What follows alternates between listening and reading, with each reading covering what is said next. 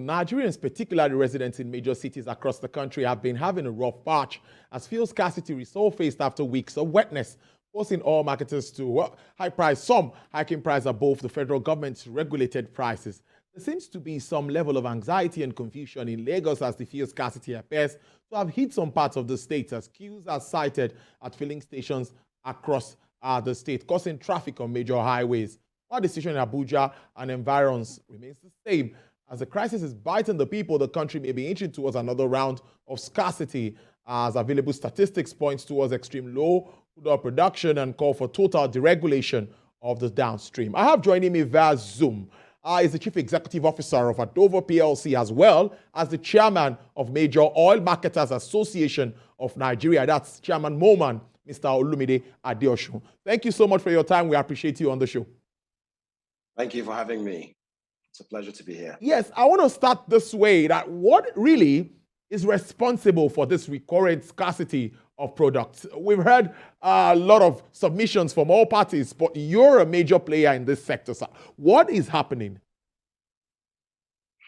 Thank you very much for the question. Unfortunately, it's not just one thing that has led us to where we are today. It's a collection of a few.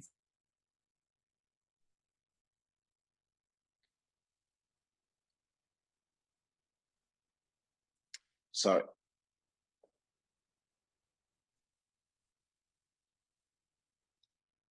Go ahead, we can hear you.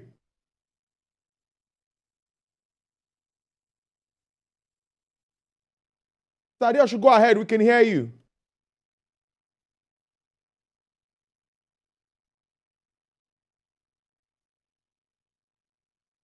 Okay, Mr. Adeosun, if you can hear me, I was asking you, I said, what really is responsible for this continuous scarcity that we see? For some time, there's wetness, filling stations have products, and after some time, we see the queues returning back. What really is the problem?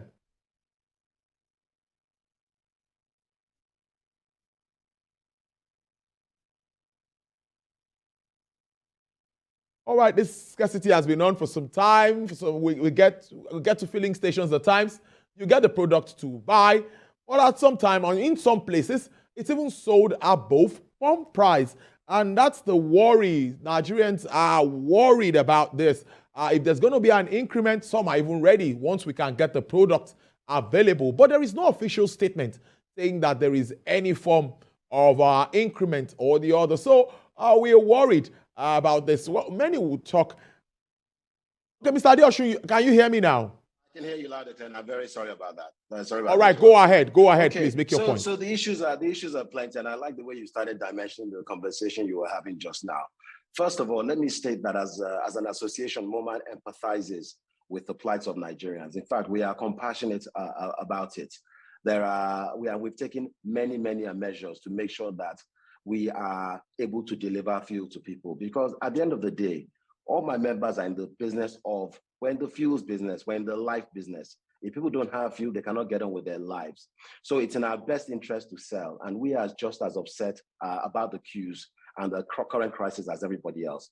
But you asked me about what the issue was. The crux of the matter is that we are working in an environment where we're trying to sell, where we're trying to cap the price of a product that the forces of demand and supply have already pushed above this artificial barrier.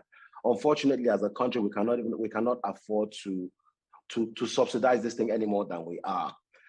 As a case in point, we seem to be obsessed with price, but really pricing is not the issue here.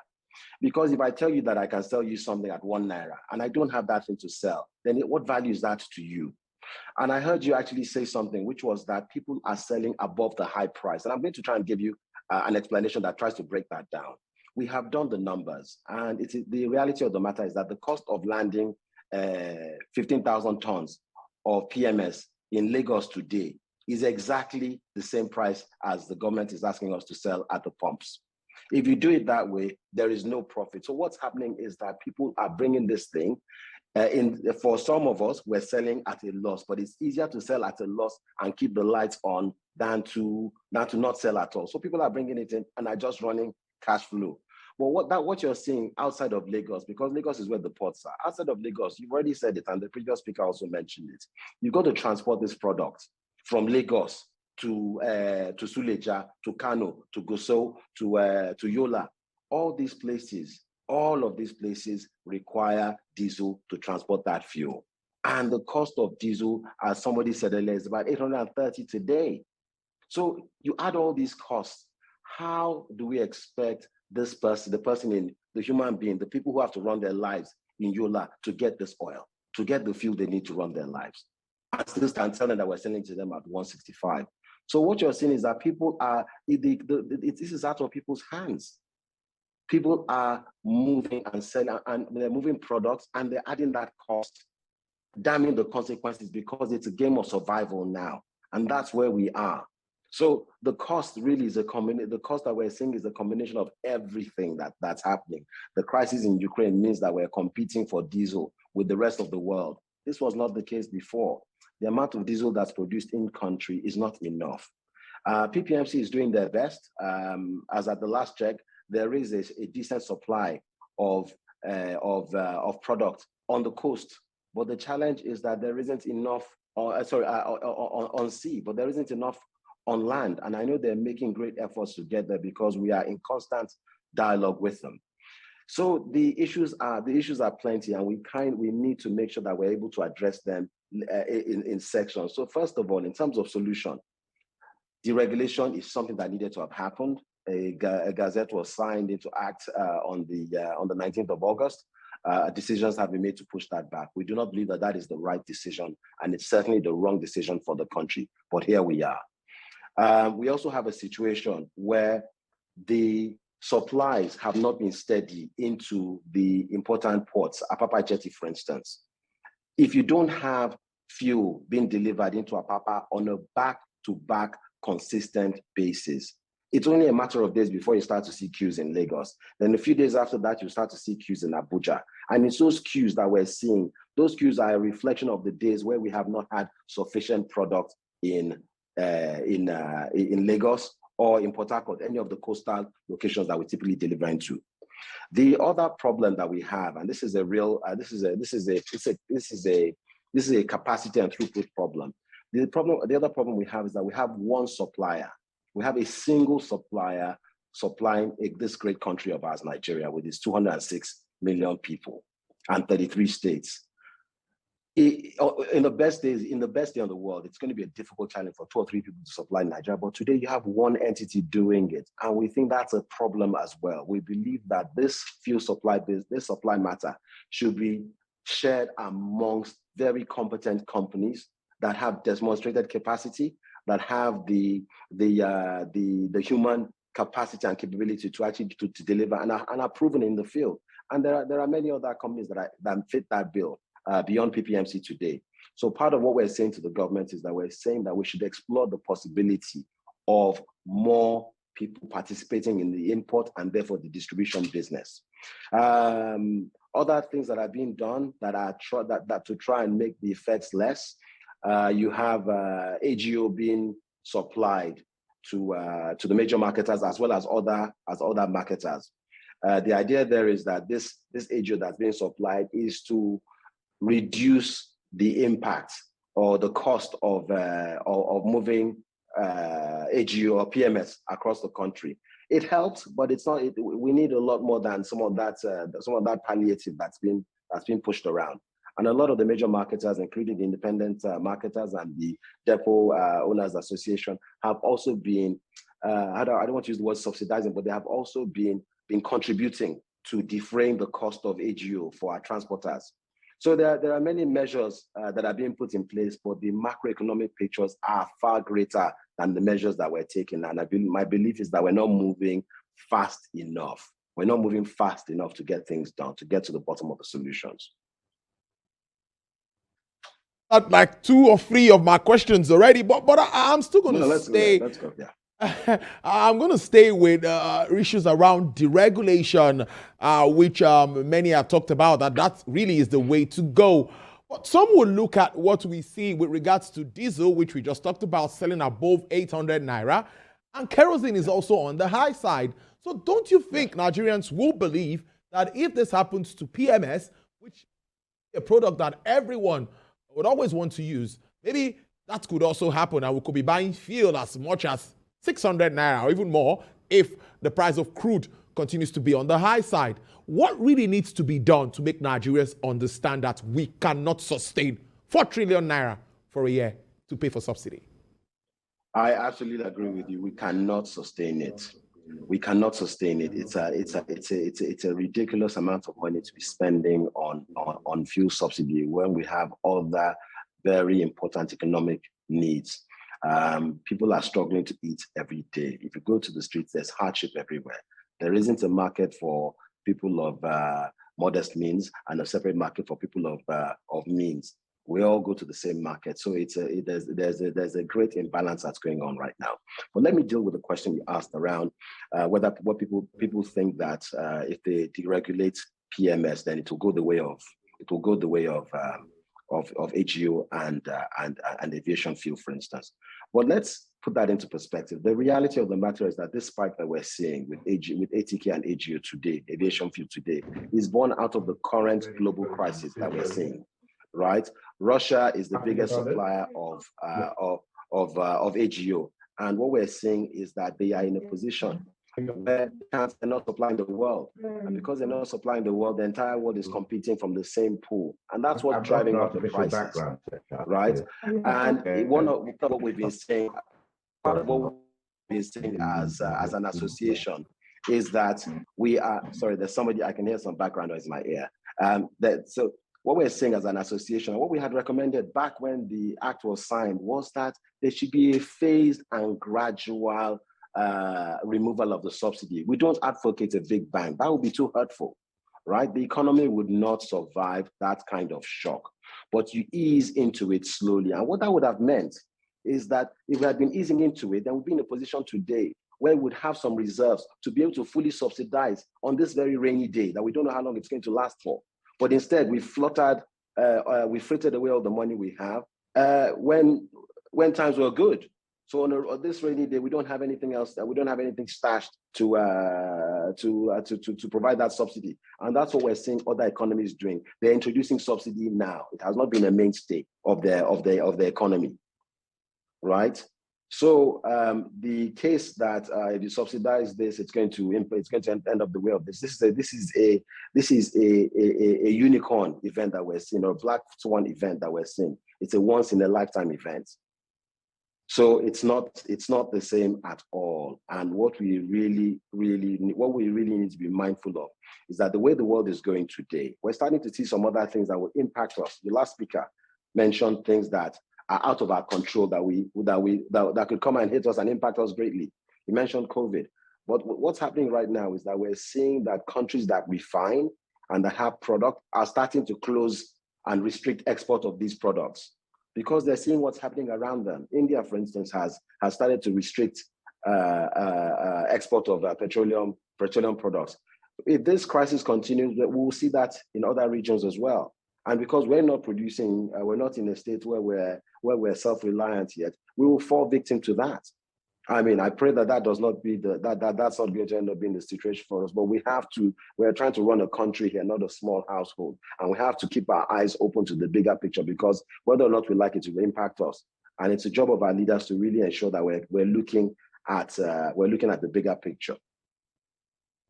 Let's talk about refining, which is very important to address some of those challenges that we face as a country. We know 1.5 billion US dollars is being put into the rehabilitation of the Port Harcourt refinery, and we hear that something should come out of that as we move on. Now, tell us, what's your reaction to that? What's the position of MoMAN regards to our refining capacity?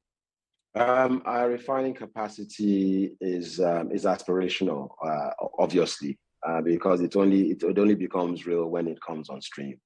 So I have also been able to follow the progress on the PH refinery, for instance, just via the news like everybody else, and I'm sure that applies to all my members as well. We have not been part of the bidding process. We have not been part. It's very much a government-run project. So we are also on the expectant side of the news. That said, it'd be great news if we could have an additional refining capacity of, say, 225,000 barrels a day in country, whilst we await for the 550 to 650,000 refining capacity that's coming out of the Dangote, that's expected to come out of the Dangote refinery. So whilst we wait for those things, I mean, those will be great outcomes for Nigeria, obviously, because it means that for the first time we will actually have product in country to start with, and then what we have to worry about is the distribution into the hinterland. Not that that's a trivial exercise, but at least we have it. We have a few refineries that are producing AGO today. It's not an awful lot. In an ideal world, what would happen right now is that we would have some sort of leadership that says, let's harness all of the AGO that these local refineries are producing, because these are not normal times and we cannot treat it like it's a normal times, and take all the diesel that these refineries are producing, no matter how modest, and pull it all into the transportation of fuels into the hinterland so that people across all parts of the country can enjoy this fuel. I would also say that we need to stop this focus. So this is around refining, but even if we had refining, you realize that if we refine in country, the investments would have to be made to get that refining up. You can then no longer tell the person, that's the individual or the entities that have invested in the refinery, how much to sell this product for. The reality is that, as I said before, if I tell you I have something for 1 Naira and I cannot show it to you so that you can create value with it today, then that thing is useless to you. It might as well be 10 Naira. It might as well be 15 Naira. And I'm sure I believe I heard you say it when I cut out.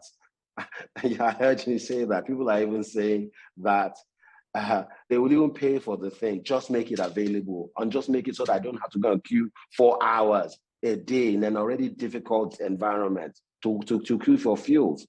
So I think we need to start taking our eyes off this price obsession and really start focusing on the fact that petrol, diesel, these are all fuels for creating value. And it has to be, a fair price has to be paid for it.